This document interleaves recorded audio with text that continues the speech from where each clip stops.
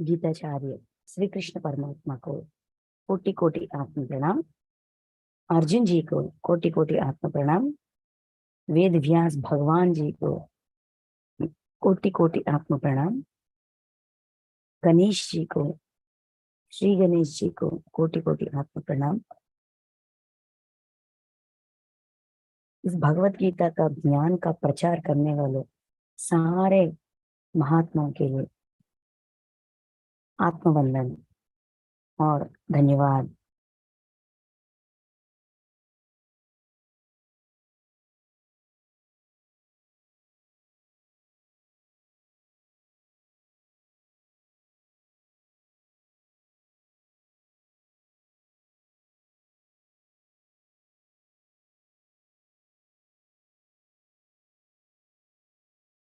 Okay masters, आज हम श्रीमद् भगवत गीता दूसरी अध्याय सांख्य योग।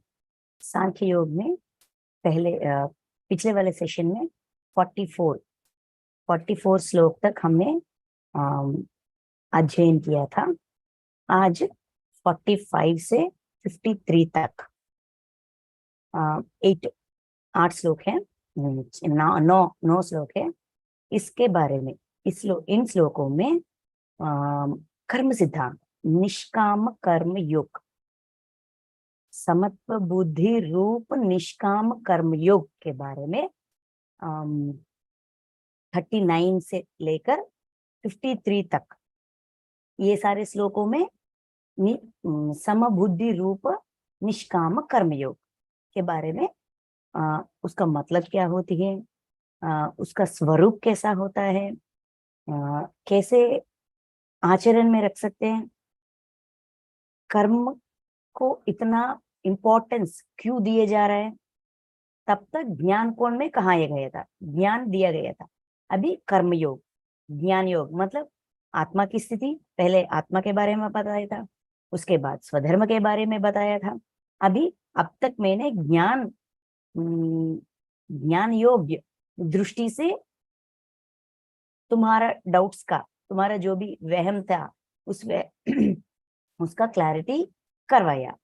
अभी कर्म योग के जरिए क्या करना है, क्या नहीं करना है, क्यों करना है, और काम करते करते हम कैसे अपनी आत्मस्थिति में भी आगे बढ़ सकते हैं, आगे जा सकते हैं।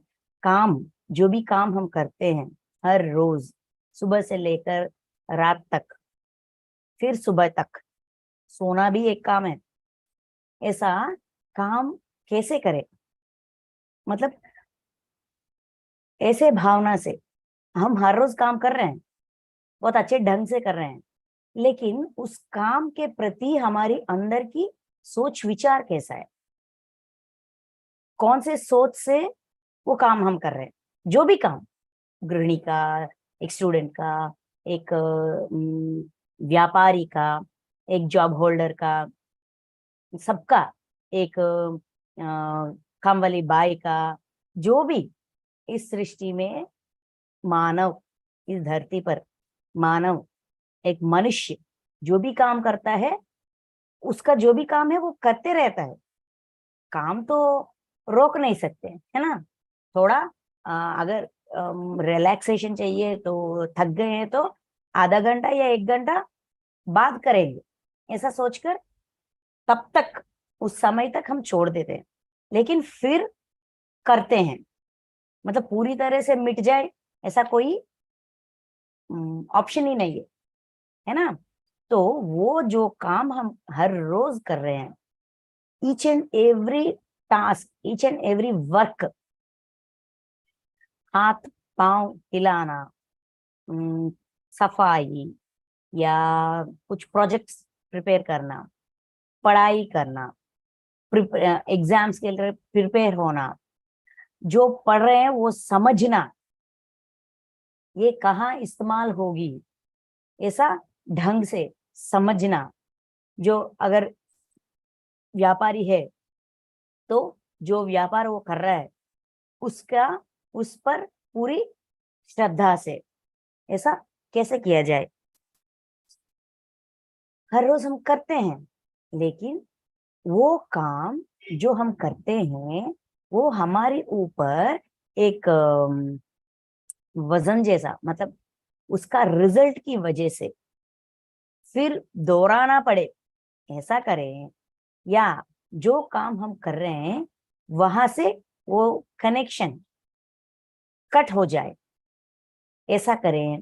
किस उद्देश्य से कर रहे हैं, कौन से भावना से कर रहे हैं, भावना से काम का रूप बदल जाती है।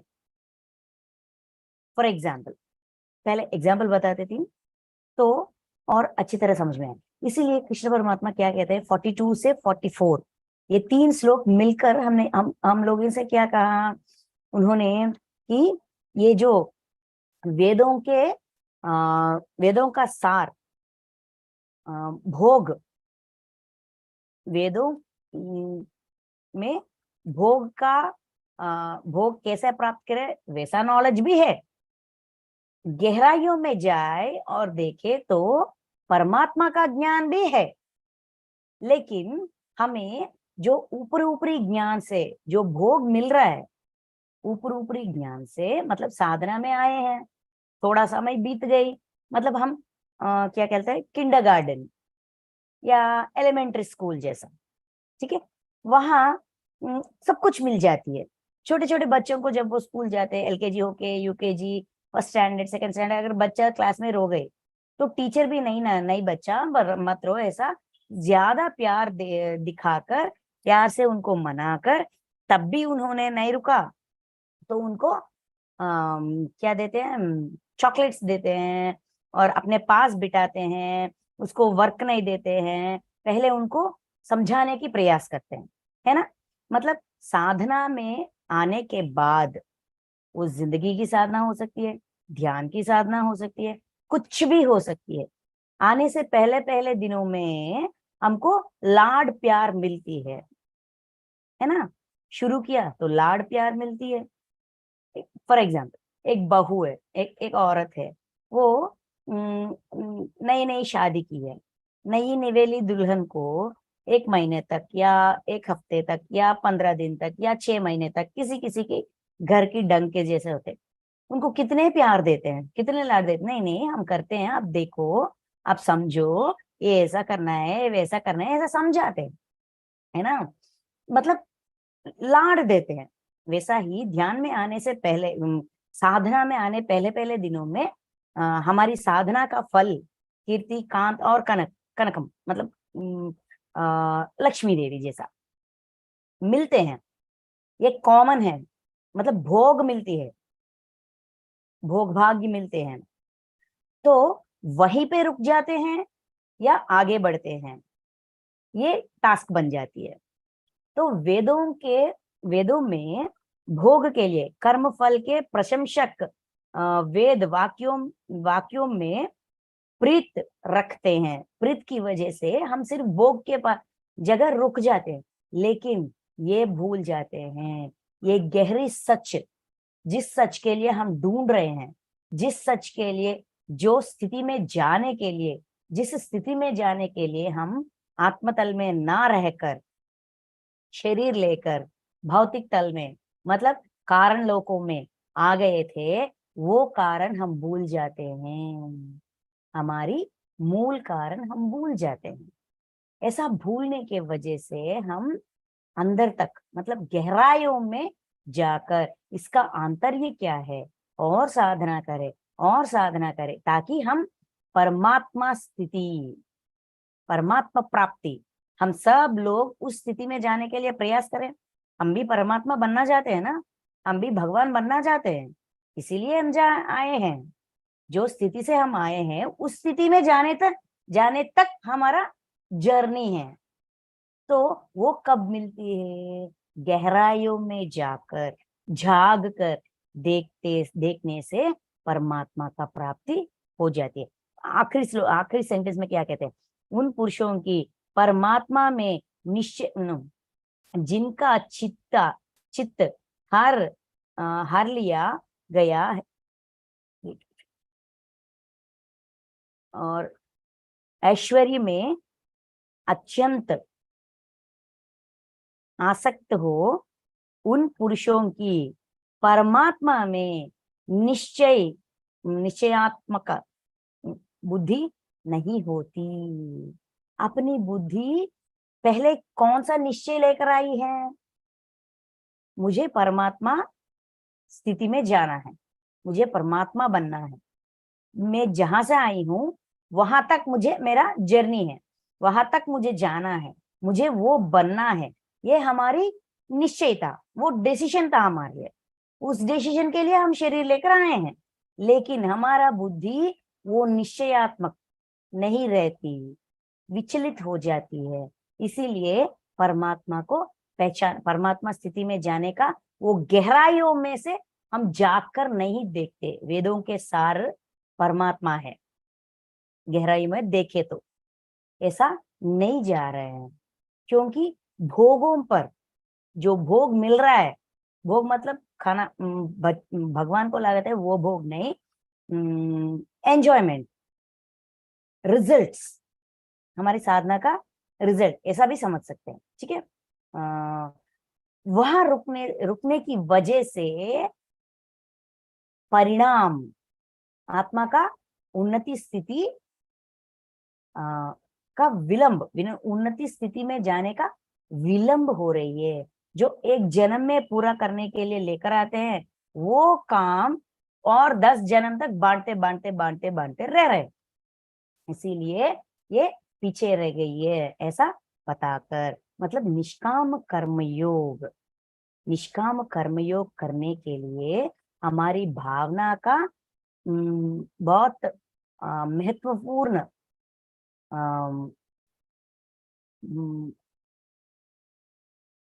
आवश्यकता है। काम के पीछे भावनाओं को देखिए, ये समझा रहे हैं। काम तो सब कर रहे हैं लेकिन निष्काम नहीं कर रहे हैं, सकाम कर रहे हैं। मतलब केवल जस्ट फॉर द रिजल्ट्स हाँ काम कर रहे। ठीक है, अभी 45 देखते हैं। हे अर्जुन, वेद उपर्युक्त प्रकार से तीनों गुणों के कार्य रूप समस्त भोगों एवं उनके साधनाओं का प्रतिपादन करने वाले हैं। यहाँ हमें समझा रहे हैं। वेद, या सब लोग कहते हैं कृष्ण भगवान ने वेदों को भी इंसल्ट किया, उनके बारे में गलत कहा। ये excuse me, ये ठीक नहीं है, ऐसा समझते हैं। लेकिन वो कह रहे हैं कृष्ण परमात्मा, गहराइयों में जाकर देखिए, वेदों का सार, वेदों का अंतिम गम्य स्थान, जहां पहुंचना है वो परमात्मा प्राप्ति है। गहराइयों में देखे, समझे और प्रयास करे तो हम पहुंचते हैं। लेकिन जो एंजॉयमेंट जो मिल रहा है, जो प्राप्त हो रहा है, वहां रुक रहे हैं। इसीलिए वो वेदों में बस यही लिखा गया है, स्वर्ग प्राप्ति, स्वर्ग प्राप्ति। लेकिन उस दहलीज को पाकर अंदर जाएंगे तभी परमात्मा प्राप्ति कैसा होगा समझ में आएगा। देखिए, हम मंदिर जाते हैं तो मंदिर के बाहर का आउटर गेट होती है, उसके बाद थोड़ा जगह होती है, उसके बाद मंदिर का एक ऐसा फ्लोर होती है, वही मूर्ति, भगवान का मूर्ति नहीं होती। उस फ्लोर में भी थोड़ा देर, मतलब उस फ्लोर को, उस प्लेस में जाकर थोड़ा पैदल जाएंगे तभी गर्भगृह, गर्भगृह में परमात्मा देवता का मूर्ति होती है। कुछ मंदिरों में गर्भगृह के अंदर जाने देते हैं, कुछ मंदिरों में बाहर से दर्शन करने के लिए कहते हैं, है ना।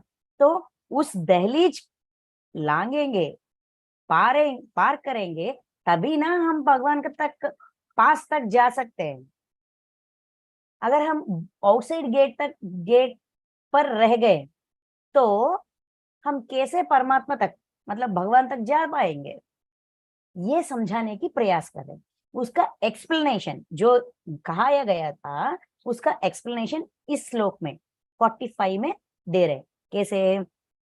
हे अर्जुन, वेद उपर्युक्त प्रकार से तीनों गुणों के कार्य रूप समस्त भोगों एवं उनके साधनाओं का प्रतिपादन करने वाले हैं।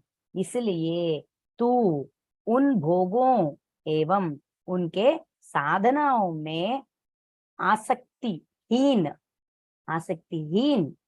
हर्ष शोकादि द्वंद्वों से रहित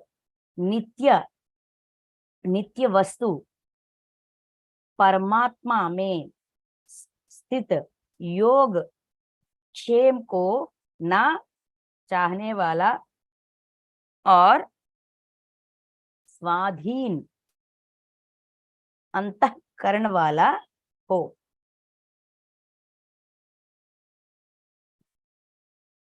मतलब वेद उपर्युक्त प्रकार से तीनों गुणों के कार्य रूप समस्त भोगों, वेदों में ये भी कहा गया था। वेदों का सार क्या कहते हैं? 3 गुणों, मतलब हाँ, त्रिगुण, सात्विक, राजस, तामस, ये 3 गुणों के रिलेटेड कार्य रूप समस्त भोग, मतलब जो भी हमारा भोग जो भी मिलता है, हमारा रिजल्ट जो भी मिलता है साधना से, वेदों का ऊपरी ज्ञान से, मतलब पूजा का कैसे करना, इस पूजा करेंगे ये प्राप्त होगा, उस पूजा करेंगे ये प्राप्त होगा, ये जप इतने बार जपमाला करेंगे, किसी मंत्र का जप करेंगे, जाप करेंगे तो ये प्राप्त होगा, ये सब कुछ कहते हैं। और वो भी कहते हैं जब आप जो भी काम कर रहे हो, जो भी पूजा कर रहे हो, जो भी जाप कर रहे हो, जो भी साधना कर रहे हो, त्रिकरण शुद्धि से कीजिए, वो भी कहा जाता है। लेकिन हमारा त्रिकरणों में शुद्धि होती है क्या? हम मंदिर में जाते हैं लेकिन हमारा दृष्टि हमारी चप्पल में होती है, तो कैसे प्राप्त होगा? क्या ये मुमकिन है? नहीं ना। और चिल्लाते हैं, डरते हैं, कहते हैं भगवान मेरी नहीं सुनी, ऐसा कहते हैं। हमारी साधना में ही निष्ठा नहीं है। वैसे कहते हमारी गुणों से रिलेटेड हम कैसे क्यों ऐसा समझते हैं? यहाँ ये बताया जा रहा है कि व्यक्ति, एक मनुष्य ऐसा क्यों समझता है वेदों सिर्फ भोगों को ही देते हैं, क्योंकि उनके गुण की वजह से, त्रिगुणों से ऐसा समझ आती है उसको कि ये मेरा किया धरा की फल है, मैं इतना महान हूँ, ये मैं ही कर सकता हूँ, ये मेरा है। ऐसा अपने गुणों, अपने अंदर जो गुण है, उस गुणों के नजर से देखते हैं जो भी भोगों प्राप्त हुआ है। देखिए, हमने पिछले सेशन में ये क्षीर सागर मदन का एग्जाम्पल, वो कथा जो कहाया गया था, उसका बहुत गहरी गहरी ज्ञान है। देखा जाए तो वो लोग जो क्षीर सागर मदन कर रहे थे, वो देवता और राक्षस, ये दोनों रुक नहीं गए।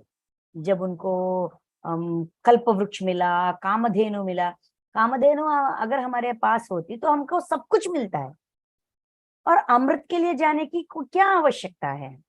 रुक सकते हैं, वो लोग रुक सकते हैं, लेकिन उन्होंने नहीं रुका। हम लोग क्या कर रहे हैं? रुक रहे हैं। जब हमको कल्प वृक्ष मिल रहा है, जब हमको कामधेनु मिल रहा है, जब हमको लक्ष्मी देवी मिल रहा है, हम कहीं पे रुक जा रहे हैं। या अगर कल्प वृक्ष में नहीं रुका तो कामधेनु में रुक जाते, कामधेनु में नहीं रुका तो चंद्रमा में रुक जाते, चंद्रमा में नहीं रुका तो लक्ष्मी देवी पे रुक जाते। ऐसा 13 या 14 गिफ्ट्स मिलते हैं उनको, वो साधना करने की वजह से। उच्चैश्वर्य मतलब एक अश्व, और इंद्रदेव की हाथी, क्या कहते हैं उसको, याद नहीं आ रहा है, वो भी मिलता, ऐरावत मिलती है। बहुत सारे गिफ्ट्स मिलते हैं। मतलब सारे भोग मिलते हैं, भोगों मिलते हैं, वहां रुक जाएंगे तो अंदर नहीं जा पाएंगे, गहराइयों में नहीं जाएगा। वहां क्यों रुक रहे हैं? जब हमारी दिशा और गम्य जर्नी का एंड परमात्मा हमको पता है, लेकिन क्यों रुक रहे हैं? क्योंकि अपनी गुणों के वजह से, अपनी समझदारी की वजह से, अपनी सोच विचार के वजह से वहां रोक रहे हैं, रुक जा रहे हैं। वेद उपर्युक्त प्रकार से, वेदों के जरिए तीनों गुणों के कार्य रूप समस्त भोगों एवं उनके साधनाओं का प्रतिपादन करने वाले हैं। अपने अंदर का त्रिगुण को जगाने, हमको दिखाने वाले ये साधना, ये जो भी साधना हम करते हैं ना, ये हमारे अंदर का गुणों को जगाती है। उस गुणों के प्रति हम कहीं पे रुक जाते हैं।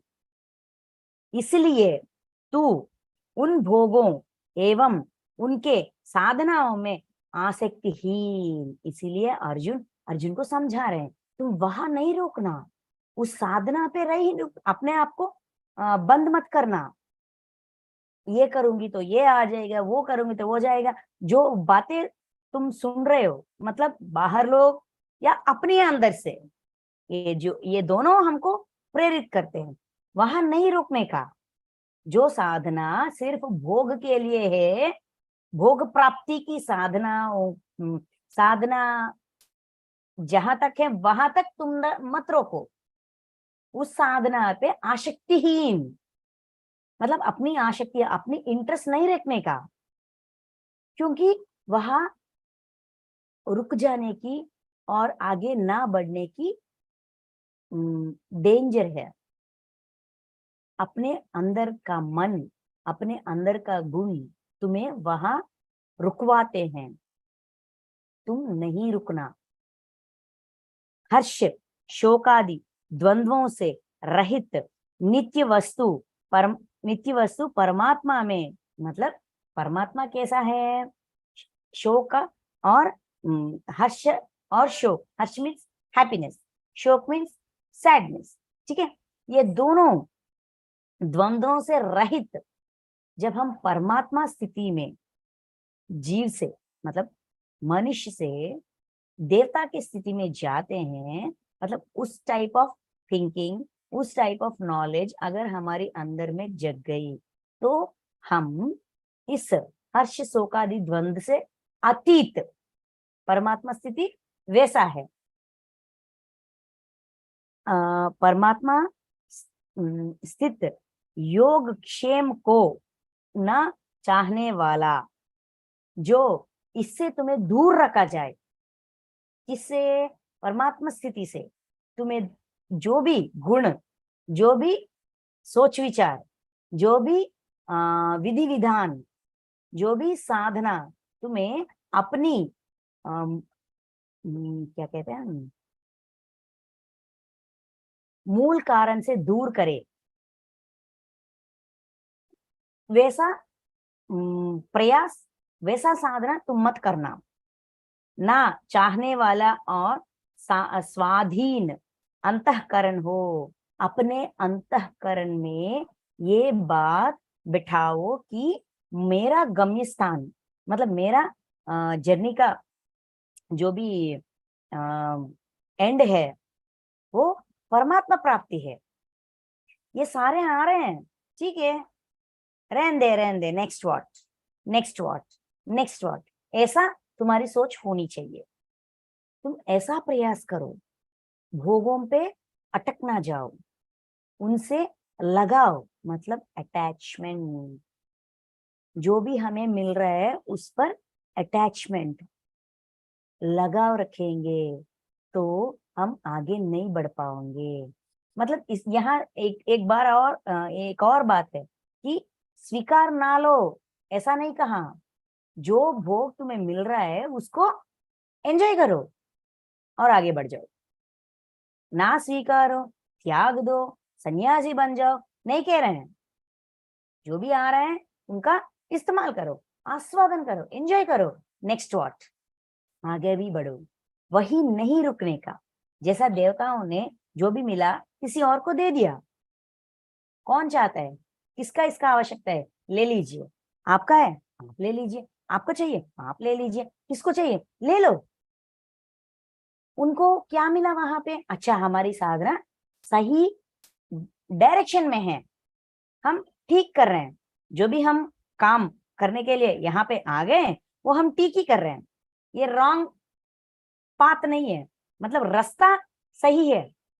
इस रास्ते में इस पड़ाव में ये आ गए और उस पड़ाव में ये आ गए और उस पड़ाव में ये आ गए, ठीक है।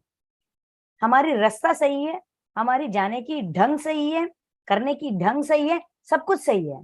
लेकिन जो हमें चाहिए वो अभी मिल नहीं रहे। इसके आगे जो भी मिल रहा है सबको बांट रहे हैं।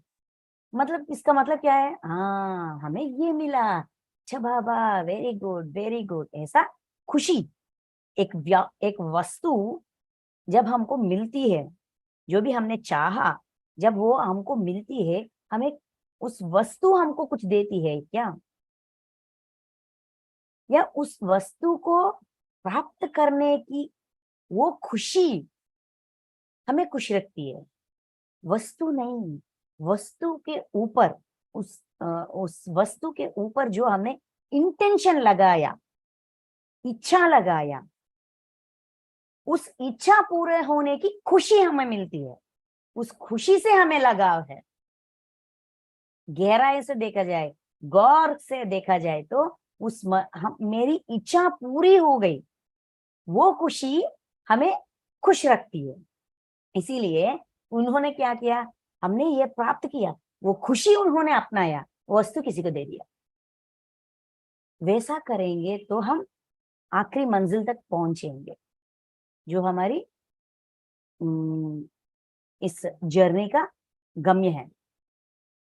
ठीक है, वो कह रहे हैं अगर वैसा होना हो, वैसा अपनी जहां पहुंचने की ये प्रयाण, ये तुमने शुरू किया, वहां तक पहुंचने से पहले जो भी आते हैं तुम्हारी साधना का फल के रूप में, बहुत सारे गिफ्ट्स आते हैं, बहुत सारे भोगों मिलते हैं, लेकिन वही नहीं रुकने का, आगे बढ़ने का। जो साधना, जिस साधना की वजह से मुझे ये प्राप्त हुआ, मैं वही करूंगा और आगे नहीं बढ़ूंगा, ऐसा मत करना, ऐसा समझा रहे हैं। क्योंकि अपने गुण इस पूरा ऐसा रुकने का, भोगों में भोगों से लगाव के वजह से वहीं पे रुक जाने की कारण त्रिगुण हमारे गुण हैं। अपनी अंतःकरण, देखिए अंतःकरण, स्वाधीन अंतःकरण, अपनी अंतःकरण अपना स्वाधीन में होना चाहिए। बार बार अपने आप को हमें याद दिलाना चाहिए कि मेरा फाइनल डेस्टिनेशन वो है, ये नहीं, ये रिटर्न गिफ्ट है। रिटर्न गिफ्ट से जो भी खुशी प्राप्त होगी वो खुशी मैं लूंगा, वो गिफ्ट को बांध सकूंगा और आगे जाऊंगा। ऐसा अपने आप को, अपने अंतःकरण को अपने स्वाधीन में रखना अर्जुन, ऐसा समझा रहे हैं। फिर क्या कह रहे हैं, 46, ठीक है। सब सब ओर से यहाँ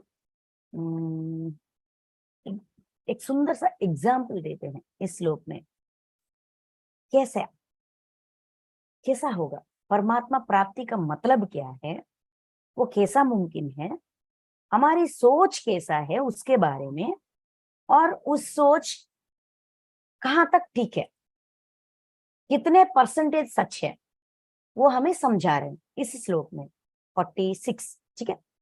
सब ओर से परिपूर्ण जलाशय के प्राप्त हो जाने पर, प्राप्त हो जाने पर, सब ओर से परिपूर्ण जलाशय के प्राप्त हो जाने पर छोटे जलाशयों में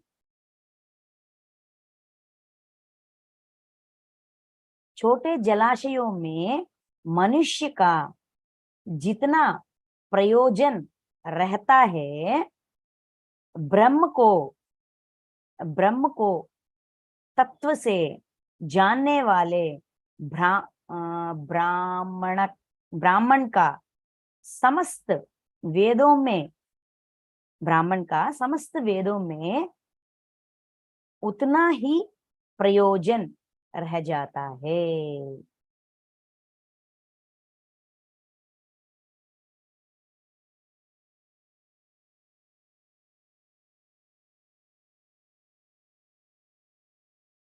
ये एग्जाम्पल ये है कि अगर सब ओर से परिपूर्ण जलाशय के प्राप्त हो जाने पर, मतलब हम फॉर एग्जाम्पल ऐसा समझते हैं, हम कहीं पे हम एक जगह में हैं, उस जगह को सारे हम इतना ही जाए तो वहां बहुत इस्तेमाल करने वाले पानी का जलाशय मतलब वाटर बॉडी, ठीक है, वाटर बॉडी है। कहीं पे जाओ, लेफ्ट में जाओ, ईस्ट में जाओ, वहां एक झरना है, साउथ में जाओ वहां एक झरना है, नॉर्थ में जाओ वहां एक झरना है, वेस्ट में जाओ वहां एक झरना है, मतलब वाटर बॉडी है।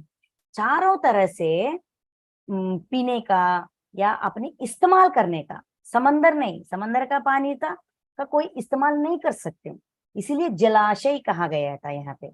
मतलब चारों ओर पीने का, इस्तेमाल करने का पूरी अर्हता वाले, मतलब पूरी अच्छी तरह का पानी से भरा हुआ जलाशय के उस जगह पे है हम, तब हमें छोटे छोटे छोटे छोटे जलाशयों का क्या आवश्यकता है। ऐसा व्यक्ति को छोटे जलाशयों में मनुष्य का जितना प्रयोजन रहता है, छोटा एक देखिए समर में अपने बचपन में, या अब तो ऐसा है कि नहीं मुझे नहीं पता, अपने बचपन में समर में नदी नदी ना पूरी तरह से ड्राई हो जाती है ना, पानी नहीं रहती। तो क्या करते हैं गांव में, जब ऐसा होता है, वो पानी लेने के लिए जाते हैं ना, वो ऐसा नदी के बेड पे ही ऐसा इंकुड़ गुंटा कहते हैं हम, ऐसा रेत रेत को बाहर निकालते हैं, छोटी छोटी ऐसा राउंड जैसा बनाकर, उसका उसमें जो भी रेत होता है नीचे से हाथ से निकालते हैं, थोड़ा 1 फीट 2 फीट ऐसा नीचे तक निकालते हैं। ऐसा निकालने से पानी उबलती है, बाहर आती है। उस पानी को छोटे छोटे बर्तनों से ऐसा इकट्ठा करके अपने बड़ा बर्तन, पॉट पॉट में डालते हैं, है ना। वो छोटा है, वहां से इतना श्रम करके, नदी का बेड है लेकिन वो ड्राई हो गई, सूख गई, नदी सूख गई समर में, ठीक है। तो ऐसा निकालते हैं, निकालने से थोड़ा समय वहां रुकने से थोड़ा थोड़ा थोड़ा पानी आती है, उस पानी को छोटे कटोरे से लेकर अपने बर्तन में डालते हैं, डालकर लेके जाते हैं। ऐसा स्थिति कब उत्पन्न होगी, जब हमारी आजू बाजू में सारे ओर में अच्छे पानी का झरना नहीं हो तो। लेकिन यहाँ क्या कह रहे हैं, अगर एक व्यक्ति के चारों ओर जलाशय, परिपूर्ण जलाशयों के प्राप्त हो जाने पर, पूरी तरह से चारों ओर पीने वाला पानी, इस्तेमाल करने वाला पानी का जलाशय हो, तो वो क्यों ऐसा छोटा छोटा जलाशय बनाता है। छोटे छोटे जलाशयों से उनका क्या लाभ होगा, उसके बाद उसके बारे में सोचेगा क्या। देखिए, छोटे जलाशयों में मनुष्य का जितना प्रयोजन रहता है, जितना प्रयोजन रहता है, क्यों रहता है, कोई प्रयोजन रहता है क्या, मतलब प्रयोजन मतलब कोई यूज होगी क्या, कोई आवश्यकता होगी क्या, अगर चारों ओर हो तो। वैसा ही दूसरा एग्जाम्पल ये है कि ब्रह्म को तत्व से जानने वाले, ब्रह्म को तत्व से जानने वाले, मतलब ब्रह्म ज्ञान। यहाँ ब्रह्म की मतलब यूनिवर्स, परमात्मा। ब्रह्म ज्ञान, परमात्मा का ज्ञान, परमात्मा का तत्व को तत्व से जानने वाला, मतलब पूरी तरह से पता है परमात्मा का तत्व क्या है, पूरी तरह पता है, पूरी अच्छी तरह पता है। ब्राह्मण का समस्त वेदों में उतना ही प्रयोजन रह जाता है। अगर हम ऐसा गलतफहमी में रहे कि सिर्फ वेदों से ही सब कुछ प्राप्त होगा, परमात्मा का प्राप्त मतलब परमात्मा का तत्व जिन्होंने बाहुबी समझा, बहुत अच्छी तरह, बहुत गहराइयों से समझा, उस व्यक्ति केवल वेदों से ही, वेदों के सार में ही, वेदों में ही वेदों को अध्ययन, सिर्फ वेद अध्ययन से ही परमात्मा प्राप्त होगा, ऐसा समझेगा क्या? अभी क्वेश्चन ये है, परमात्मा प्राप्त मतलब क्या? परमात्मा, ब्रह्म, ब्रह्मांड, परमात्मा का कोई एक ही रूप नहीं होती। परमात्मा की मतलब परम आत्मा, पूरी जगह में फैला हुआ आत्मा, परम आत्मा, पूरी जगह में फैला हुआ आत्मा। उनका कोई अपना आकार नहीं होती। हमारे सारे मतलब इस सृष्टि का सारा विश्व का समस्त प्राणी कोटि, प्लैनेट्स, क्या कहते हैं, स्टार्स, सैटेलाइट्स, सब कुछ परमात्मा के ही रूप है। प्लैनेट्स में रहने वाले पशु, पक्षी, कृमि, कीटक, व्यक्ति, मनुष्य और कोई भी जिस प्लैनेट पे जो भी हो, उनका नाम जो भी हो, ठीक है, वो जो नाम से भी, अर्थ में रहने वाले को ह्यूमन बींग्स कहते हैं, और कोई प्लैनेट में रहने वाले को और कोई नाम देते हैं, और कोई गैलेक्सी में रहने वाले को और कोई नाम है। जो भी हो, ये सारा विश्व में जीवित हुए जी रहे सारे प्राणियों का आकार परमात्मा ही है। ये सारे रूप, ये सारे रंग, ये सारे जंतु, पशु, पक्षी, सब कुछ उनका ही रूप है, इसीलिए उनका कोई अलग सा रूप नहीं होती। ये है परमात्मा। हम समझते थे, आपके बारे में तो मुझे नहीं पता, मैं तो समझती थी परमात्मा मतलब एक कांति जैसा, एक फ्लडलाइट जैसा, ऐसा प्रकाश है, वो कहीं पे रहते हैं, ऊपर से ऊपर से ऊपर से ऊपर से आसमान से ऊपर ऊपर और ऊपर कहीं पे रहते हैं, ऐसा मैं समझती थी। मेरी समझ वैसा ही थी। परमात्मा मतलब कौन से प्लैनेट में जाना है, कहाँ पे जाना है, कैसा वहां वहां परमात्मा बनना है, मतलब हमें क्या करना है, उतना कांति, ये शरीर उतना कांति हो जाएगी क्या, ये कैसा मुमकिन है, कितना प्रयास करना है, ऐसा मैं समझती थी। मेरी समझ ऐसी थी, लिमिटेड सोच। एंड परमात्मा is not limited, he is unlimited, अनंत। इसलिए क्या है ना, अनंत कहते हैं। मैं अनंत हूँ, नित्य हूँ, पुरातन हूँ, ऐसा कहा गया था ना यही अध्याय में, आत्मा के बारे में समझाते वक्त, है ना। तो इसका मतलब ये है, परमात्मा कोई अलग रूप से प्रकट नहीं होते। जो हमारे सामने, आंखों के सामने, हमारे जिंदगी में, हमारे आजू बाजू रहते हैं, ये सब परमात्मा ही है। अगर उन लोगों को भगवान की स्वरूप मानने लगे, पहले स्वीकारने लगे, फिर समझने लगे, फिर मानने लगे, yes he is God, yes he is परमात्मा, शी इज परमात्मा, वो कुत्ता भी परमात्मा है, ये गाय भी परमात्मा है, ये सब कुछ परमात्मा है। जो व्यक्ति यहाँ देखिए, सब ओर से परिपूर्ण जलाशय के प्राप्त होने जाने पर, मतलब परमात्मा सारे ओर है, वो कहीं दूर नहीं है, मेरा पास ही है, मेरे साथ है, मेरे सामने है, मेरे पीछे है, मेरे ऊपर है, मेरे नीचे है, मेरे आए दाई में है, मेरे बाई में है, पूरा फैला हुआ है।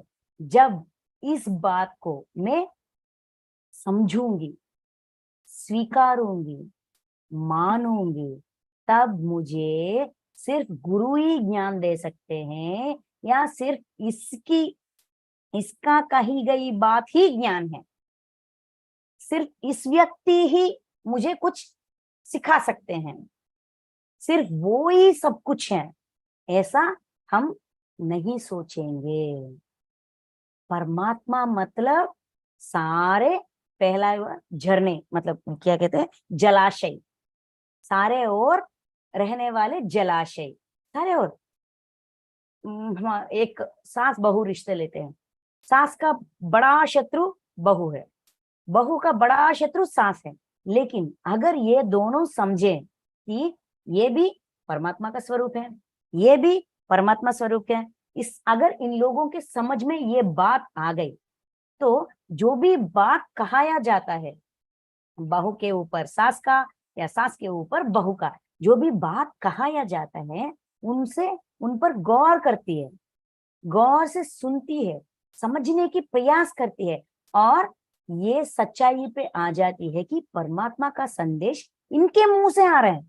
क्योंकि आगे जाने के बाद कुछ एक अध्याय में कहते हैं, ये सारे मुंह मेरा ही मुंह है, ये सारे बोल मेरा ही है, ये सारे आंख मेरा ही है, ये सारे कान मेरा ही है, मतलब जो भी तुम्हें देख रहा है, जिसको तुम देख रहे हो, वो सब कुछ परमात्मा ही है, वो व्यक्ति परमात्मा है, उनका कहाया गया बात भी परमात्मा का कहाया गया बात है। सास चिल्लाती है बहू पे, तुम काम से, काम करते करते करते सीखने के लिए आए हो, जन्म लेकर इस घर पे आए हो, तो काम अच्छे ढंग से करो, ये तुम्हारी सीख है, तुम अपने डिजाइन में ये काम ऐसा इतनी सरलता से, अच्छे ढंग से करना सीखने के लिए इस परिवार में बहू बनकर आने के लिए तुमने अपना प्रणालिका में डिजाइन किया था, तुम भूल गई हो, मैं तुम्हें याद दिला रहा हूँ, याद दिला रही हूँ, समझो यार। ऐसा each and every person, sir, हर मनुष्य को 7 बॉडीज होते हैं। पहले हमने इस 7 बॉडीज के बारे में हमने कुछ डिस्कशन किया था, कुछ ज्ञान उसके जरिए उसके बारे में बताया गया था, तो आप पहले एपिसोड्स देखेंगे तो आपको पता चल जाएगा। ठीक है, 7th बॉडी, अन्नमय कोश, प्राणमय कोश, मनोमय कोश, आनंदमय कोश, विज्ञानमय कोश, विश्वमय कोश, निर्वाणमय कोश। निर्वाणमय कोश सारे मनुष्य को शरीर, हमारे सारे शरीर जो दिख रहा है, ये अन्नमय कोश है, लेकिन इसके साथ प्राणमय कोश भी है, मनोमय कोश भी है, आनंदमय कोश भी है, विज्ञानमय कोश भी है, विश्वमय कोश भी है, निर्वाणमय कोश भी है। Each and every person has a 7th body. This 7th body को कोश नहीं, स्थिति कहते हैं, मतलब परमात्मा की स्थिति। इस 7th बॉडी के जरिए, मतलब वो हमारा नंबर है, मोबाइल नंबर किसका, परमात्मा से कनेक्ट होने का। वो 7th बॉडी से हम यूनिवर्स से कनेक्ट हो जाते हैं। जो योगी है, योग का साधना करते हैं, वो कुछ ज्यादा समय वो कनेक्टिविटी रहती है। देखिए, जब हमको कुछ रेनी सीजन में ट्रांसफार्मर पे या करंट का वो तार पे पानी गिर जाएगी, तो ऐसा फ्लेम्स आते हैं, चुक चुक चुक चुक चुक चुक चुक, connect disconnect, connect disconnect, connect disconnect, ऐसा ऐसा हमारा सबका कनेक्शन परमात्मा के साथ निर्वाणमय कोश से कनेक्ट है। लेकिन वो हमेशा ऐसा कनेक्ट नहीं, ऐसी नहीं रहती, वो कनेक्शन हमेशा चालू नहीं रहती।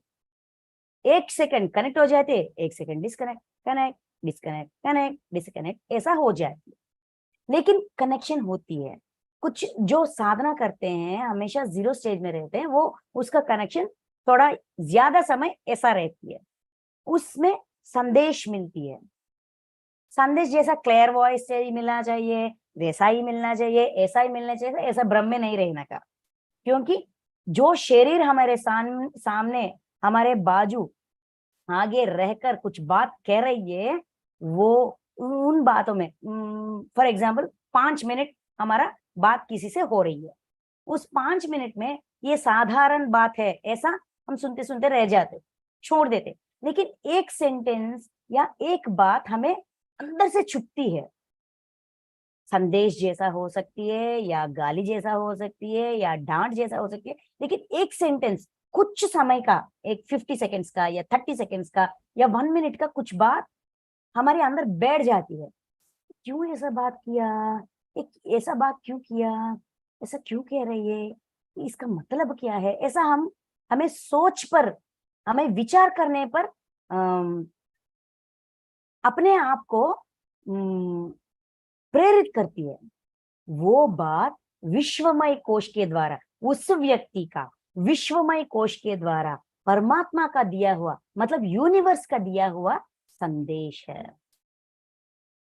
इसीलिए हमारे साथ जो भी व्यक्ति है, जो भी स्थिति है, एक जो भी प्राणी है, वो सब परमात्मा है। अगर हम मानेंगे तो सबसे हम ज्ञान प्राप्त करते करते करते रहेंगे। इसीलिए सारे और अपने आजू बाजू सारे और सारे 10 डायरेक्शंस, आगे पीछे दाई बाएं, डायगनल्स, 4 डायगनल्स, आगे पीछे के बीच का डायगनल्स, ये 4, ऊपर और नीचे 10 दिशाएं, सारे दिशाओं से हमें ज्ञान मिल रही है। हम सुन नहीं पा रहे हैं, देख नहीं पा रहे हैं, क्योंकि हमारी समझ में ये बैठ गई कि सिर्फ इस व्यक्ति ही मुझे कुछ दे सकता है, मुझे कुछ समझा सकता है, मुझे कुछ ज्ञान दे सकता है। ऐसा हमारी सोच अनलिमिटेड से लिमिटेड हो गई। उस लिमिटेड सोच को ही ऐसा क्या कहते हैं, छोटे जलाशय, छोटे जलाशय मतलब लिमिटेड सोच, लिमिटेड से अनलिमिटेड बन जाओ। अपनी सोच को, अपनी विचारों को, अपनी थॉट प्रोसेस को, जो भी ये नहीं समझा सकते, इसको क्या पता, इसको नहीं पता, ऐसे सोच जो है ना, भेदभाव निकाल दो। जब भेदभाव निकालोगी तो सारे विषय समझ में आते हैं। सब लोग, हमारे आसपास रहने वाले सब लोग से ज्ञान प्राप्त होगी, क्योंकि वो सब लोग भी परमात्मा ही है। परमात्मा स्थिति का मतलब ये है, परमात्मा से ज्ञान प्राप्त करने का मतलब ये है। इसीलिए कहते हैं, ये बात, ये दूसरा एग्जाम्पल भी दिया था, ब्रह्म को तत्व से जानने वाले ब्राह्मण का समस्त वेदों में उतना ही प्रयोजन रहता है। ये पूरा ब्रह्मांड से मुझे ज्ञान प्राप्त हो रहा है, ये पूरा ब्रह्मांड मुझे ज्ञान दे रहा है। जिस व्यक्ति के मन में ये बात अच्छी तरह बैठ गई, समझने से, मानने से बैठ गए, उस व्यक्ति सिर्फ वेदों से ही ज्ञान प्राप्त होगा, ऐसे भ्रम में कभी नहीं रहेगा। ब्रह्मांड के बारे में अच्छी तरह सच्चाई, जो सच्चाई है वो समझते हैं, वो भ्रम में नहीं रहते। ब्रह्मांड को अपनी स्वरूप, सच स्वरूप से जानने वाले व्यक्ति कभी भ्रम में नहीं जाते। भ्रम टूट जाती है का मतलब हम हमेशा, मेरा सीनियर ही मुझे संदेश देगा, मेरा जूनियर मुझे कुछ नहीं दे सकता क्योंकि उसको पता नहीं। ये हमारे अंदर का वहम है। हम ध्यान में आने तक हम भक्ति में थे, हम भी पूजा पाठ करते थे, अभी भी कर रहे हैं, क्योंकि जो घर में हम हैं उसका कुछ नियम निबंधन है। हम ध्यान में आ गए इसका मतलब वो समझने की स्थिति में है नहीं ना। तो उनका विश्वास जहां पे है, उनके विश्वास को भी गौरव, रेस्पेक्ट देना चाहिए।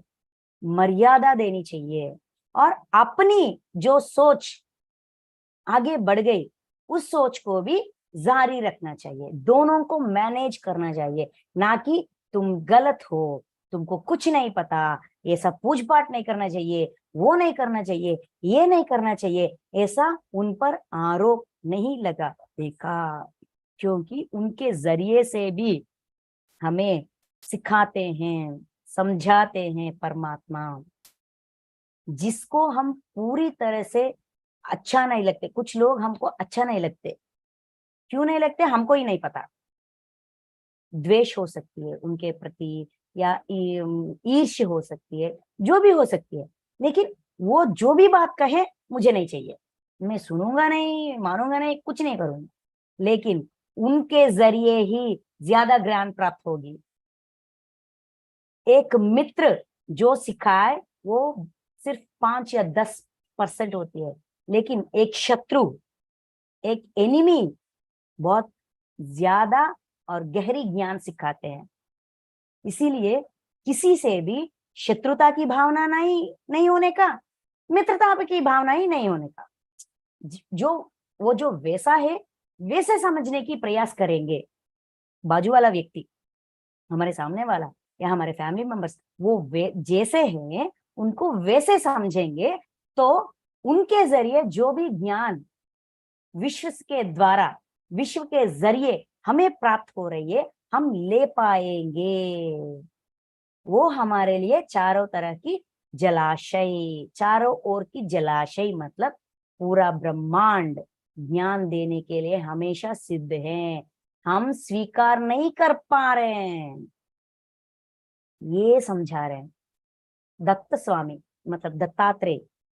वो क्या कहते हैं, उनका उनका परीक्षा कैसा होता है कि जो भी उनके पास आत्मज्ञान के लिए, ब्रह्म ज्ञान के लिए आते हैं, पहले दत्तात्रेय के आजू बाजू में, सराउंडिंग्स में दारू का बोतल, स्त्रियां मतलब लेडीज, सुंदर सी स्त्रियां, और जो भी एक हम बैड मैनर्स, बैड मैनर्स हम जैसा समझते हैं, वो सब कुछ उनके सराउंडिंग्स में रखते हैं। और जो व्यक्ति, ये दत्तात्रेय है, ये गुरु है, ये सब सिखाते हैं, ब्रह्म ज्ञान देते हैं, ऐसा उनके बारे में सुनकर उनके पास आकर ये सारे सराउंडिंग्स में जो भी बैड मैनर्स जैसा दिखते हैं ना, वो देखकर चला जाएगा, या सिर्फ ज्ञान के लिए ही आया है, वो टेस्ट है, ऐसा परीक्षा लेते हैं। बहुत कठिन परीक्षा लेते हैं। तुम्हें ज्ञान चाहिए तो मैं जैसा हूं तुम्हारा कोई लेन देन नहीं है, मेरे अंदर का ज्ञान से ही तुम्हें ताल्लुक है, वही ताल्लुक रखना। बाहर से जो भी हम हैं उसका कोई लेन देन नहीं है, क्योंकि हम भी संसार में हैं, हम भी समाज में हैं। समाज के नियम होते हैं, फैमिली का नियम निबंधन होते हैं, और अपने गुण होते हैं, अपना तत्व होते हैं। इन सारे मिलकर कुछ अनाप शनाप बोलते हैं, कुछ कहते हैं, लेकिन इससे क्या लेन देन? जो क्या लेन देन है सिर्फ ज्ञान से है। इससे मुझे क्या प्राप्त होगा, इसके जरिए मुझे क्या दिला रहे हैं, क्या दिखा रहे हैं, क्या सिखा रहे हैं, इस सिचुएशन से मुझे क्या सीखना है, इस व्यक्ति के भाषा से, उस व्यक्ति के बोली से मुझे क्या सिखाना है, सीखना है, इसे, इसके जरिए मुझे क्या प्राप्त करना है। ऐसा अगर हमारी सोच, ऐसा पलट दिया जाए, ऐसा पलट दिया जाए, तो चारों ओर जलाशय, परमात्मा हमारे चारों ओर है, चारों तरह से हमें ज्ञान दे रहे हैं। हम चारों ओर से लेंगे, मतलब 10 दिशाओं से लेंगे, या सिर्फ एक दिशा में अटक कर रहेंगे, ये हमारी इच्छा, ये समझा रहे हैं। और ये 47 श्लोक, इतना समझाने के बाद, परमात्मा के तत्व के बारे में हमें इतना प्यार से समझाने के बाद, निष्काम कर्मयोग को समझाने के बाद, अभी आए हैं द बेस लाइन, मतलब फाउंडेशन स्टोन ऑफ कर्म तत्व। कर्म सिद्धांत के फाउंडेशन स्टोन क्या है कि कर्मण्ये वाधिकारस्ते मां फलेषु कदाचन मां कर्म फल हेतुर्भू भूर्मा ते माते संगोस्त्व कर्मणि। कर्म सिद्धांत का बेस मूल सूत्र क्या है कि तेरे कर्म करने में ही अधिकार है, कर्म करने में ही अधिकार है, उसके फल में कभी नहीं। कर्म का फल में हमें अधिकार नहीं है, इसलिए तू कर्मों के फल का हेतु मत हो तथा तेरी कर्म ना करने में भी आसक्ति ना हो। 4 सेंटेंसेस इस श्लोक में 4 इंपॉर्टेंट पॉइंट्स दिया गया है। 4 पहली, कर्म करने पर ही एक मनुष्य का अधिकार है। हमारी अधिकार, हमारी राइट सिर्फ काम करने पर है, उसके फल के ऊपर अधिकार नहीं है। फल के ऊपर अधिकार मनुष्य का नहीं है। तीसरा, फल के ऊपर अधिकार नहीं है ना, तो काम ही क्यों करूं, काम छोड़ दूं, काम करना ही छोड़ दूं, ऐसे समझ रहे हो क्या? नहीं नहीं नहीं, ऐसा कभी मत करना। काम करना कभी बंद मत करना। क्यों? क्योंकि तथा एंड तेरी कर्म ना करने में भी कर्म ना करने में भी आसक्ति नहीं हो, इसलिए तू कर्मों के फल का हेतु मत हो। इसलिए कर्मों के फल का हेतु मत हो, मतलब डोंट गो अगेंस्ट द अपनी कर्म फल के विरुद्ध ना जाने का मत जाओ। कर्म करने पर अधिकार है तो कर्म करो, मतलब काम करने पर ही अधिकार है, इसीलिए काम करो। दूसरा, फल पर अधिकार नहीं है। तीसरा, इसीलिए ऐसा समझ रहे हो क्या कि काम फल पर अधिकार नहीं है ना तो मैं काम ही छोड़ दूं, ऐसा गलती कभी मत करना। तो क्या करने का? कर्म फल में आसक्ति छोड़कर अपनी आसक्ति, अपनी इंटेंशन, अपनी इंटरेस्ट सिर्फ काम पर ही रखना। जो काम कर रहे हैं उस पर अपनी पूरी दृष्टि रखकर काम करे, फल अपने आप आ जाती है। कर्म फल पर हमारा अधिकार नहीं है। क्यों नहीं है?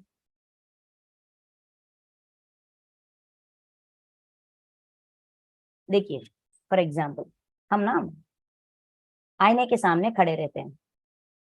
फॉर एग्जाम्पल हम आईने के सामने हैं, आईने में मैं जैसा हूं वैसा ही दिखूंगी।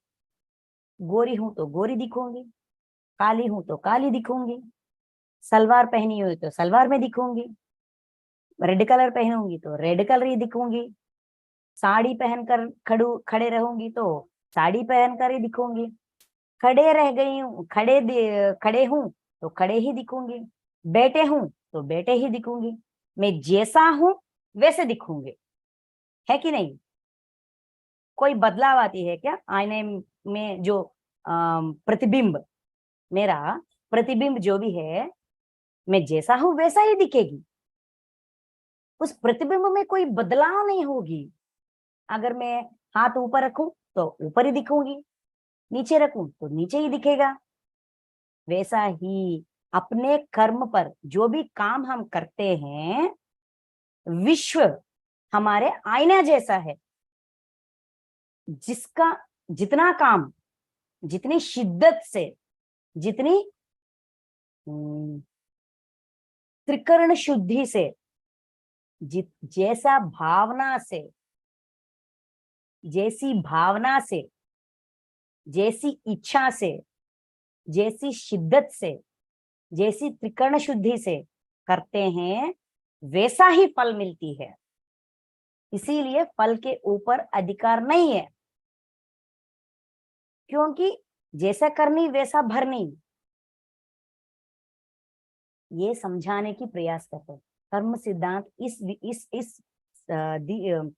स्टेटमेंट पर बनाई गई है। ये विश्व नियम का नियम है, यूनिवर्सल लॉस में तैयार किया गया, मतलब बनाया गया नियम है। जो भी करेंगे उसका फल मिल जाएगा। बस आईना जैसा, विश्व हमारा आईना जैसा, जो हम करते हैं वही हमको देती है, ना ज्यादा ना कम। तो रिजल्ट ठीक नहीं है मतलब हमारा काम करने का ढंग नहीं है, ठीक नहीं है, उद्देश्य ठीक नहीं है, या बहुत अच्छी तरह से हमने नहीं किया, या त्रिकर्ण शुद्धि से नहीं किया। अपने अंदर जाकर देखना है। ऐसा क्या करूं, मैं काम ही करना छोड़ देती हूँ। अगर काम करना छोड़ दिया तो वो बहुत बड़ा गलत हो जाएगा। इस जन्म में जो लर्निंग सीखने के लिए, जो सीखने के लिए हम आए हैं, वो सीख पेंडिंग रह जाएगी, होमवर्क अधूरा रह जाएगी अगर काम करना छोड़ देते हो। किसका नष्ट हो जाएगा? खुद का नष्ट हो जाएगा। इसीलिए काम करना नहीं छोड़ना। काम करने पर ही अधिकार है, उसका फल पर अधिकार नहीं है। इसीलिए निष्काम होकर अपनी कर्म करते जाओ, अपने काम करते जाओ, ऐसा कहाया गया है। इस बात छोटी दिखती है, लेकिन बहुत गहरी है। इसमें इसकी गहराई हमें तभी समझ में आएगा तब जब हम अपने जिंदगी में इसका इस्तेमाल करेंगे। जब हम काम पूरी शिद्दत से करेंगे, उस काम बहुत अच्छा आती है। फॉर एग्जाम्पल, एक स्टूडेंट है, विद्यार्थी, वो पढ़ाई कर रहे हैं, एग्जाम्स आ रहे हैं, तो अगले महीने एग्जाम्स है, एग्जाम्स के लिए पढ़ना है, एग्जाम्स के लिए पढ़ना है, वो क्वेश्चन पढ़ना है, ये क्वेश्चन पढ़ना है, इस सोच से वो पढ़ेगा तो वो सिर्फ इम्पोर्टेंट या एग्जाम में कितने नंबर आएंगे, ऐसा उसका पूरा कंसंट्रेशन बट गया है, वहां पे ज्यादा है। और यहाँ जो सब्जेक्ट वो सीख रहा है, जो अक्षर वो पढ़ रहा है, जो लेसन वो पढ़ रहा है, इस पर उसका कंसंट्रेशन कम है, 40%, 30%। कंसंट्रेशन, श्रद्धा कितना है उतना ही याद होगा, उतना ही लिख पाएगा, है कि नहीं? जो ज्ञान इस पर घुसा वही वहां याद आएगी। लेकिन यहाँ घुसाने के समय ये पूरा ऑक्युपाई हो गई, 50 to 60% exam exam exam exam, इस बात से भर गई। सिर्फ 40% ही श्रद्धा सब्जेक्ट पर है, तो 40% ही अंदर जाएगी, वो 40% ही याद आएगी। तो रिजल्ट क्या होगा? सिंपल सी कॉमन सेंस है। पढ़ने वक्त पूरी श्रद्धा सब्जेक्ट पर हो, और एग्जाम के लिए नहीं। ये क्या है? ये न्यूटन फर्स्ट लॉ की मतलब क्या है? ये नेचर साइकिल, पानी यहाँ से धूप की वजह से ये आवरी हो रही है, मतलब वेपर हो रही है, ऊपर जा रही है, क्लाउड बन गई है, ये सब कुछ इसका मतलब क्या है? ये क्यों ऐसा हो रहा है? ये सच है क्या? ऐसा उस सब्जेक्ट पे जो भी टॉपिक है, उस टॉपिक के गहराइयों में जाकर समझने की प्रयास करेगा, पूरी 100% इंटरेस्ट श्रद्धा से उस जो भी टॉपिक है, उस टॉपिक के गहराइयों में जाकर ये कहाँ इस्तेमाल होगा, ये क्यों ऐसा कहाया गया था, ये इसको कैसे पता चला, ये ऐसा है, ऐसा सब्जेक्ट में, पूरा उस सब्जेक्ट में अगर दृष्टि रखेगा, कंसंट्रेशन रखेगा, तो क्वेश्चन जैसा भी पूछा जाए वो समाधान देने के लिए सिद्ध होगा, क्योंकि पूरी श्रद्धा से ये सब्जेक्ट उसकी घोपड़े पर चली गई, समझ गया, बहुत अच्छी तरह से समझ गया। जो बात समझ में आ गई, जो बात अपनी माइंड पे रह गई, अपनी याद बनकर रह गई, वो याद कभी भी नहीं जाती, थोड़े जोर डालने पर वापस आ जाती। पढ़ने की ढंग, समझने की ढंग सही हो, पूरी श्रद्धा से हो, तो याद हो जाएगी, याद आ जाएगी। इसीलिए कर्म फल पर अगर दृष्टि रखेंगे तो हमारी कंसंट्रेशन, हमारी श्रद्धा बढ़ जाएगी। हम हैं, फॉर एग्जाम्पल, ये स्टूडेंट का एग्जाम्पल है, अपना एग्जाम्पल लेते हैं हम।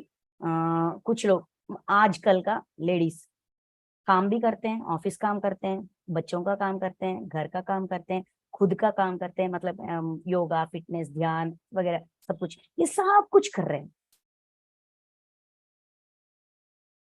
रसोई में रहने के समय नेक्स्ट क्या करूं, वो ऑफिस से कब आएगा, लेकिन ये क्या करेगा, वहां क्या करूं, इसका क्या करूं, उसका क्या करूं, सारा सोच।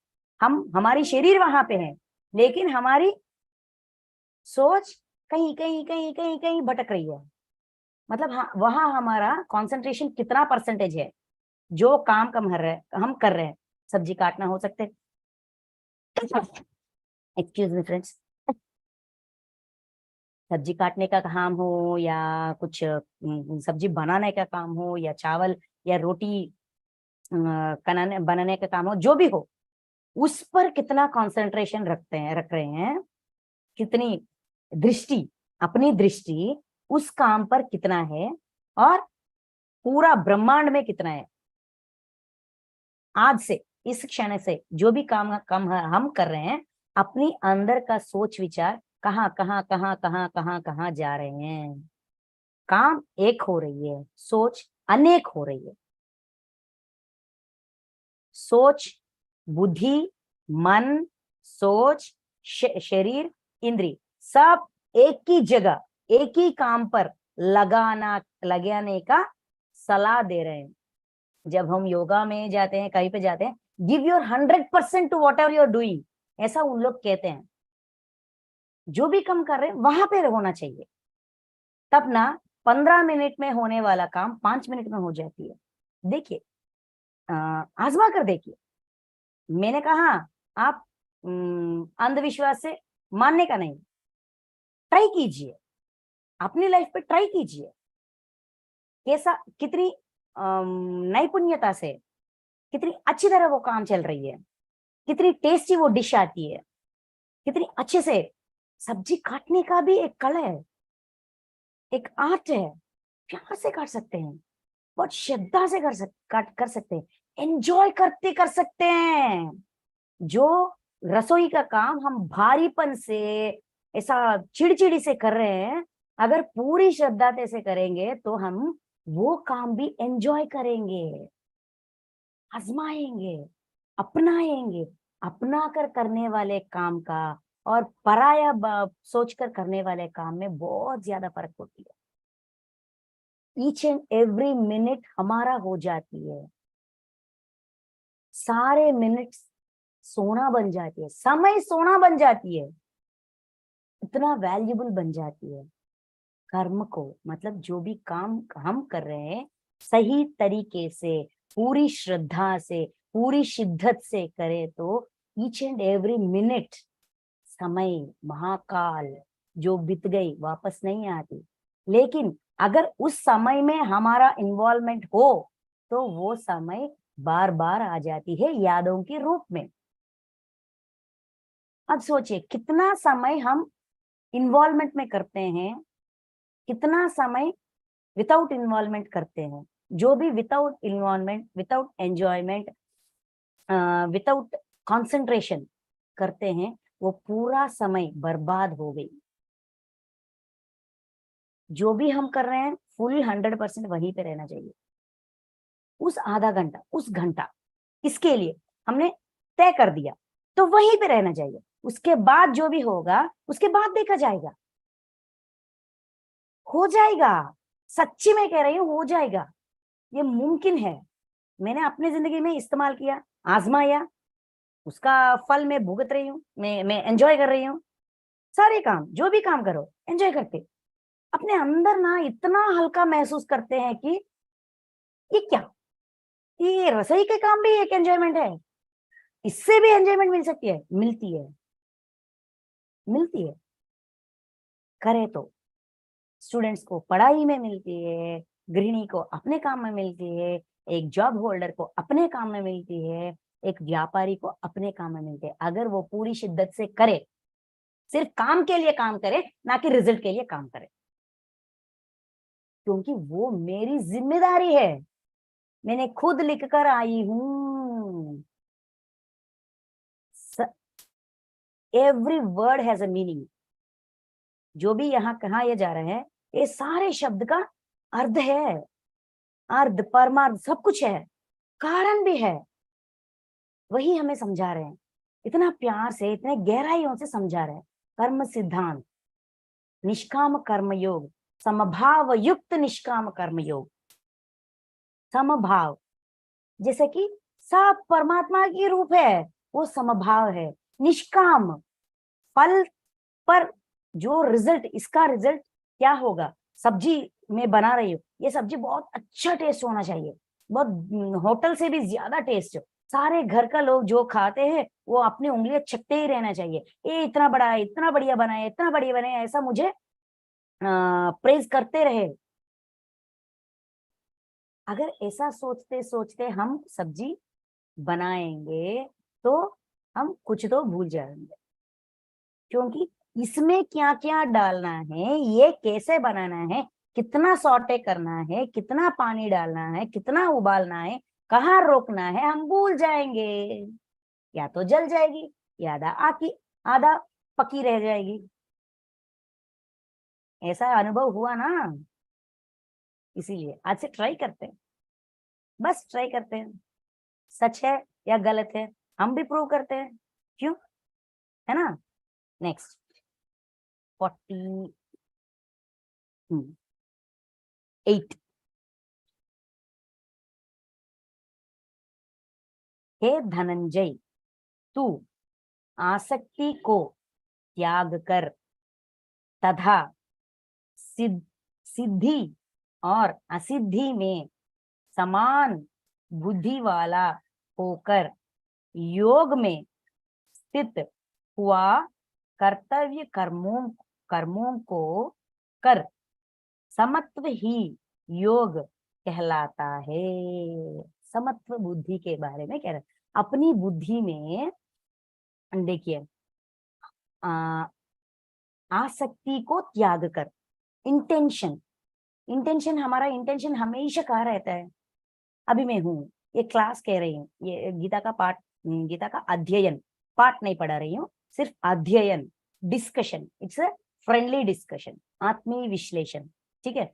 इस विश्लेषण के जरिए मैं अपना 1 घंटा या आधा 1.5 घंटा दे रही हूँ, तो इस 1.5 घंटे की वजह से मुझे ये प्राप्त होगा, ये लोग मुझे बहुत, मैडम आप वो हो, मैडम ये हो, वो हो, ऐसा कहेंगे, और मेरा नाम फैला जाएगा, मुझे और रेटिंग्स आ जाएगा, मेरी वीडियो ऐसा इतना दूर चले जाएगा। ये अगर मेरी सोच वहीं पर है, उस पर है, फल पर, रिजल्ट पर है, तो यहाँ मैं पहली बात गीता को नहीं समझ पाऊंगी।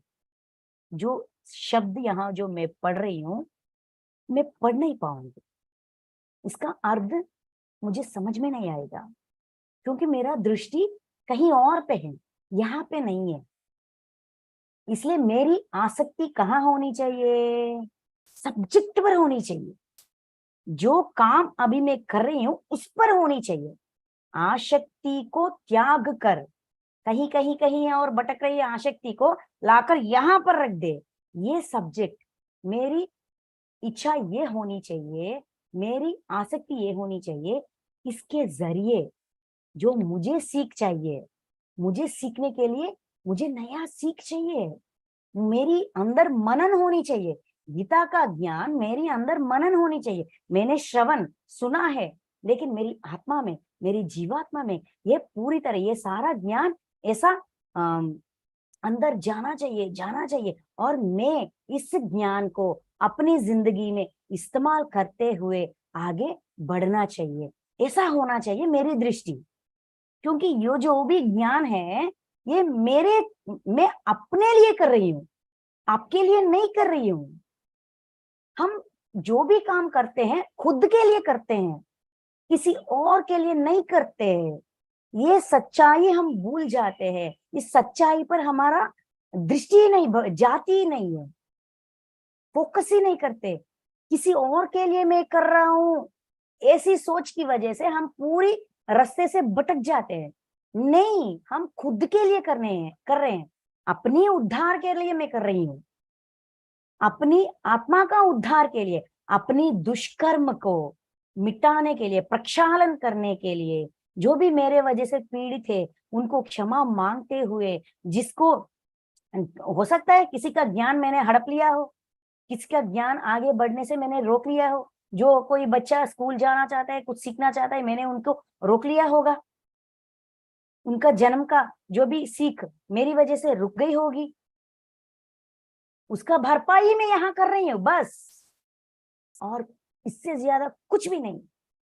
आसक्ति को त्यागने का मतलब ये है कि जो भी हम कर रहे हैं सिर्फ हमारे लिए कर रहे हैं, किसी और के लिए नहीं।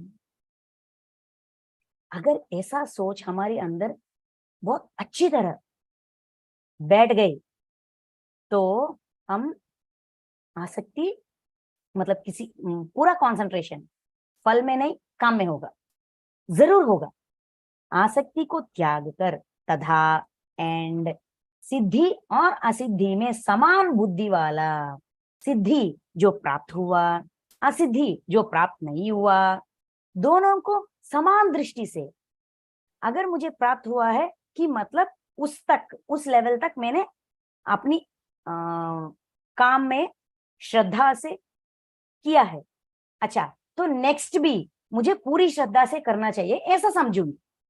असिद्धि अगर मुझे नहीं प्राप्त हुआ, जितना मैं चाहा, जितना मैं सोचा, उतना मुझे प्राप्त नहीं हुआ, असिद्धि नहीं मिला, नहीं प्राप्त हुआ, नहीं मिला, तो उसका भी मतलब यह है कि उस लेवल तक मैंने काम नहीं किया। सिद्धि और असिद्धि को एक समान देखना, जो भी मिला साधना में अच्छी तरह साधना की इसीलिए मिला, जो भी नहीं मिला साधना अच्छी तरह नहीं की इसीलिए नहीं मिला। समझने की ढंग, समानत्व, इक्वालिटी से देखा जाए, अगर मुझे कुछ प्राप्त हुआ तो मेरी कर्म का ही फल है, नहीं प्राप्त हुआ वो भी मेरी कर्म का ही फल है।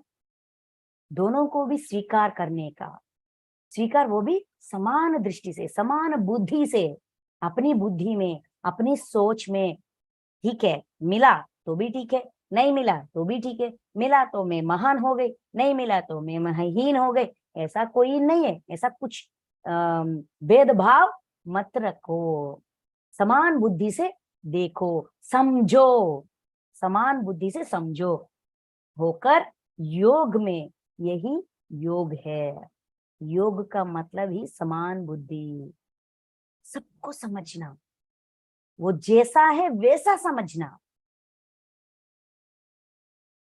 स्थिति, योग में स्थिति हुआ, कर्तव्य, कर्मों कर, कर्मों को कर, ये सारा जो काम हम कर रहे हैं ना वो हमारा कर्तव्य कर्म है। कर्तव्य कर्म मतलब दिस इज आवर जिम्मेदारी, कर्तव्य। जिम्मेदारी को भी छोड़ सकते हैं लेकिन कर्तव्य को नहीं छोड़ सकते। क्यों?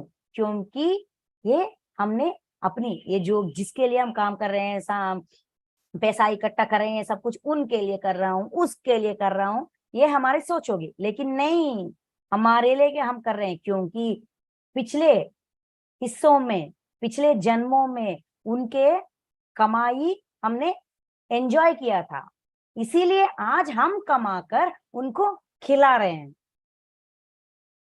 उसके सेवा हमने उपयोग किया, उन लोगों ने हमको सेवा किया, हमने की करवाया, अभी हम उनको सेवा करने के लिए उनको हमारी जिंदगी में ला गए, ये हमारा कर्तव्य है। ना छोड़ने वाले जिम्मेदारी, क्यों ना छोड़ सकते, छोड़ नहीं सकते, क्यों नहीं छोड़ सकते, क्योंकि वो क्या कहते हैं, अप्पू, लोन, लोन को क्या कहते हैं,